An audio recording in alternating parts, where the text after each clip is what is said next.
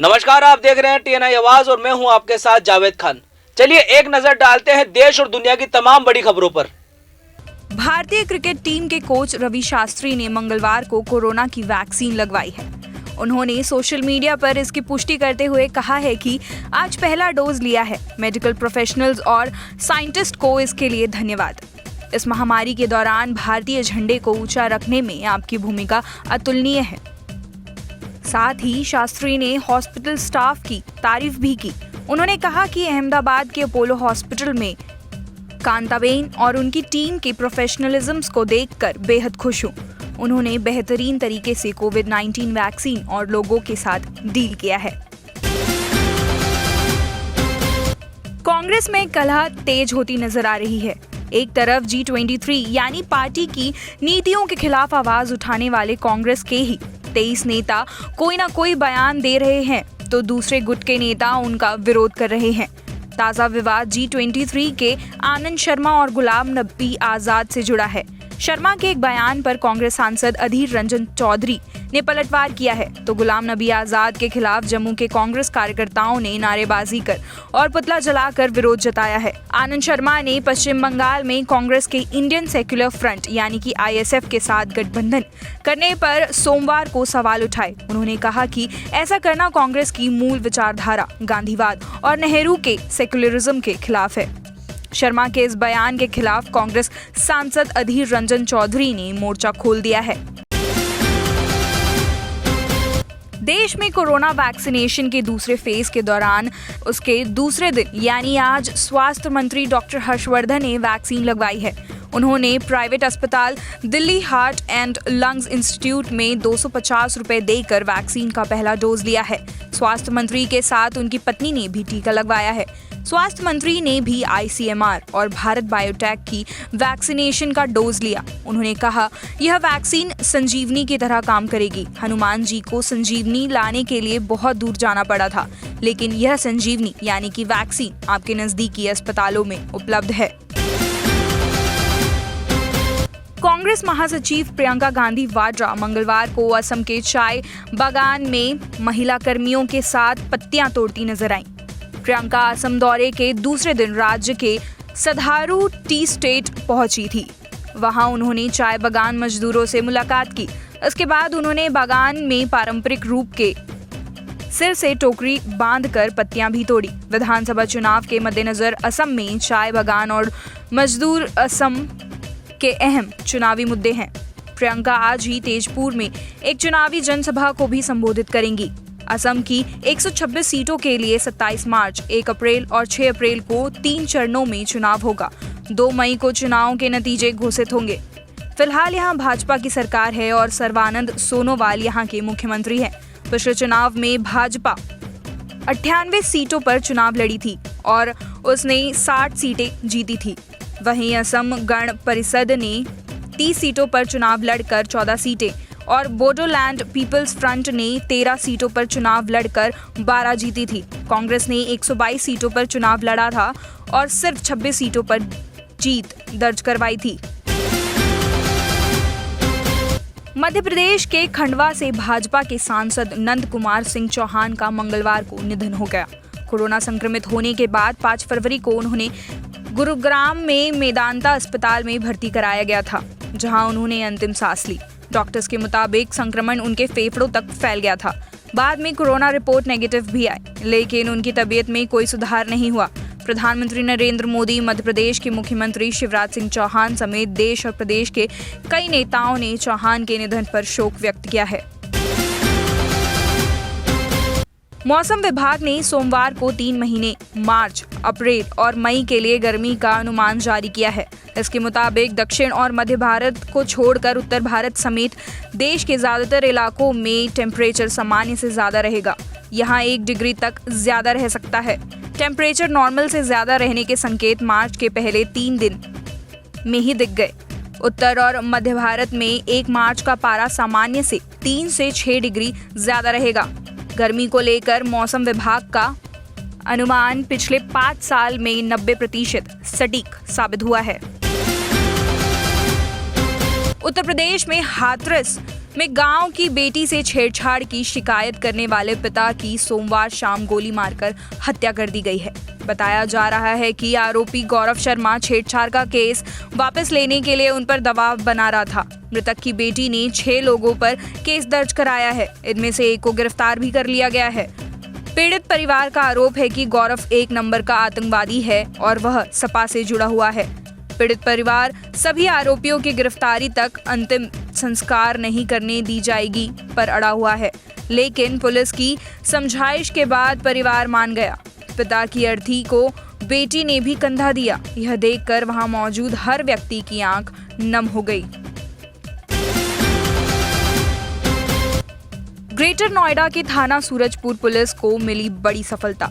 आज थाना सूरजपुर पुलिस ने ग्रेटर नोएडा अथॉरिटी के पीछे एक सीरियल रेपिस्ट को मुठभेड़ के दौरान पकड़ा। सीरियल रेपिस्ट ने फरवरी में एक रेप की वारदात को अंजाम दिया था। तभी से पुलिस कल टीम बनाकर इसको पकड़ने का प्रयास लगातार कर रही थी। इसके होम डिस्ट्रिक्ट हीमरपुर भी एक टीम इसको पकड़ने के लिए गई थी। यहाँ बड़ा ही शातिर किस्म का अपराधी है जो कि अकेली लड़कियों या महिलाओं को देखकर उनका रेप जैसी घिनौनी वारदात को अंजाम देता है। यह पिछले फरवरी में ही जमानत पर बाहर आया है और बाहर आते ही इसमें ताबड़तोड़ घटनाओं को अंजाम दिया है। इसने हाल ही में 25 फरवरी को एक रेप की घटना को अंजाम दिया है, जिसके बाद इस घटना की जांच शुरू की गई, जिसमें पता चला कि एक सीरियल रेपिस्ट ने इस घटना को अंजाम दिया है। जिसके बाद पुलिस ने इस सीरियल रेपिस्ट के बारे में जानकारी निकालना शुरू किया। तब पता चला इसने 2018 से ही कई घटनाओं को अंजाम दिया है। पुलिस इसको पकड़ने का लगातार प्रयास कर रही थी। आज पुलिस को इसमें सफलता मिली और इस बदमाश की जानकारी मिली। जब पुलिस इसको पकड़ने के लिए गई तब इसने पुलिस पर फायरिंग शुरू कर दी। जवाबी कार्रवाई में पुलिस ने भी गोली चलाई, जिसमें इस 25,000 इनामी बदमाश को पैर में गोली लग गई। पुलिस ने इसके पास अवैध हथियार और गोलियां बरामद की है। पुलिस ने घायल बदमाश को इलाज के लिए जिला अस्पताल भेज दिया है। 25 फरवरी 2021 को थाना सूरजपुर पर एक रेप की घटना की सूचना मिली थी, जिसमें जब जांच शुरू करी तो एक तथ्य सामने आया कि एक सीरियल रेपिस्ट है जो इस घटना के पीछे है, जिसने 2019 में भी कई इस प्रकार की घटनाओं को अंजाम दिया था। और उसका घटना को कारित करने का जो तरीका है, किसी भी सुनसान सड़क पे चलती महिला को झाड़ियों में खींच के करने का, उसमें बहुत एक रूपता थी। इसी साल फरवरी में उसको बेल मिली थी, जिसके बाद उसने 4 घटनाएं कुछ ही दिनों के अंदर कर दी थी। उसका आपराधिक इतिहास सूरजपुर में भी जो निकला, उसके विरुद्ध 6 मुकदमे लूट और चोरी के लिखे गए थे। ये सारा आपराधिक इतिहास सामने आने के बाद इसको बहुत तत्परता से इस पर कार्रवाई की गई और DCP central Noida, ACP Surajpur, SHO Surajpur द्वारा इसमें व्यक्तिगत रुचि लेते हुए तुरंत टीम्स गठित करी गई, जो अभियुक्त के मूल जनपद हमीरपुर भी गई इसको तलाश करते करते, और कुछ ही दिन के अंदर 4 दिन के अंदर आज इसको खोज लिया गया और ग्रेटर नोएडा अथॉरिटी के ऑफिस के पीछे रात को इसको ढूंढ लिया गया। पुलिस ने इसका पीछा किया। इसने अपने बचाव में फायरिंग करी। जवाबी फायरिंग में इसके पैर पे गोली लगी है, लेकिन इसको सफलतापूर्वक अरेस्ट कर लिया गया है और बाकी विधिक कार्रवाई प्रचलित है और इसमें पूरा प्रयास किया जाएगा कि जल्द से जल्द इसको फास्ट ट्रैक ट्रायल के माध्यम से सज़ा करवाई जा सके। ग्रेटर नोएडा स्थित लुक्सर जिला कारागार बना बॉडी वॉर्न कैमरा से लैस कारागार। जिला कारागार में अब रखी जाएंगी हर पल बंदियों व सिपाही से लेकर चीफ साहब के व्यवहार पर नजर। ग्रेटर नोएडा के जिला कारागार के अंदर तैनात कर्मचारियों और बंदियों की सुरक्षा को मजबूत और बेहतर बनाने के लिए राज्य सरकार लगातार प्रयास कर रही है। खास तौर पर जेल के अंदर बैरक के पास तैनात रहने वाले कर्मचारियों को हमेशा खतरा बना रहता है। इन सभी के लिए अब बॉडी वॉर्न कैमरे की व्यवस्था की गई है। सीसीटीवी की तरह दिखने वाला यह कैमरा तैनात कर्मी की वर्दियों पर फिक्स हो जाएगा, जिसमें सारी गतिविधियां रिकॉर्ड होती रहेंगी। विवाद के वक्त कर्मचारी और कैदी में कौन गलत सही है, अब कैमरा इसका फैसला करेगा। पहले चरण में गौतम बुद्ध नगर जिला जेल में ऐसे 5 कैमरे दिए गए हैं। जल्द ही अन्य कर्मचारियों के लिए यह सुविधा उपलब्ध कराई जाएगी। मुकुंद ये हमारे आदरणीय डीजी सर श्री आनंद कुमार साहब के दिशा निर्देशन में कारागार के कर्मचारियों को बॉडी वार्न कैमरा से लैस किया गया है। ये बॉडी वार्न कैमरा हमारे जो हेड जेल वार्डर हैं वो हर सर्किल में लगा के रखेंगे और इससे बंदी का बिहेवियर और हमारे कर्मचारी का बिहेवियर, दोनों के बिहेवियर उसमें रिकॉर्ड होंगे, ऑडियो और वीडियो। तो हमारे आचरण की और हमारे सिपाही के आचरण की जो पारदर्शिता है वो बिल्कुल उसमें रिकॉर्ड होगी और समय पर ज़रूरत पड़ने पर उसको रिकॉर्डिंग को देखा जा सकेगा, जिससे सच्चाई सबके सामने होगी। आगे चलकर हमारे ये कैमरे जो हैं वो ऑनलाइन भी होंगे, तो ये शिकायत कतई ख़त्म हो जाएगी कि हमारे सिपाही का बंदी के प्रति बिहेवियर ठीक नहीं है। अगर बंदी गलत बिहेवियर करेगा तो वो भी रिकॉर्ड होगा। ये पूरे ज़िले में ये पहली बार ऐसा इस जिले में पूरे जिले में हो रहा है? ये सारे यूपी के जेलों को दिए गए हैं, लेकिन हमें सर्वप्रथम मिल गए हैं 5 कैमरे, हमें बॉडी वार्न कैमरे मिल गए हैं जिनका प्रयोग हमारे कर्मचारियों द्वारा किया जा रहा है। जावेद खान है। खान साहब, ये जो कैमरे लगाया है ये किस पर्पज़ से लगाया गया है और कब से स्टार्ट हुआ है? ये सर अभी जल्दी में ही स्टार्ट हुआ है। ये हमारे डीजी महोदय श्री आनंद कुमार जी के द्वारा ही हमें उपलब्ध कराया गया है। ये बॉडी वार्न कैमरा है। इससे हमारे आचरण के संबंध में, बंदियों के आचरण के संबंध में कभी कभी क्या होता है, बंदी हमारी अनगिनत शिकायत करता है कि साहब चीफ साहब ने जो है हमारी रिपोर्ट नहीं लगाई या चीफ साहब ने हमारे साथ न्याय नहीं करा, या कभी कभी सिपाही भी जो है बंदियों की अनदेखी कर देते हैं। तो इससे ये सब कुछ इसमें वीडियो ऑडियो सब इसमें कैच होगा।